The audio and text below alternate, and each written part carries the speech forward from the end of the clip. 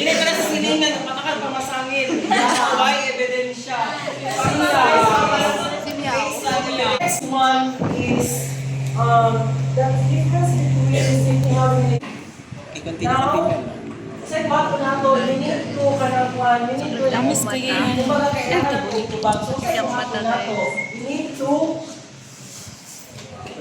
have and research or investigate. Kung saan wala ang dapat buhaton. That's the scientific field investigation which you can do. No? So, yun. So, sa may buhaton na to, no? How could we test whether music affects plants growth? Kasama na pati steps sa buhaton mo para i-test na to. Ang kaning katang na siya para sa paspas pagkadako sa plants. So, sa may buhaton, I-measure mo ang katong duha, sir. of course, magutang ka o. So, isang group ng mga tanong. Kanang experiment A, experiment B, experiment C. Diba? Ang isa, kay kanang kung galing mo tanong na medyo music,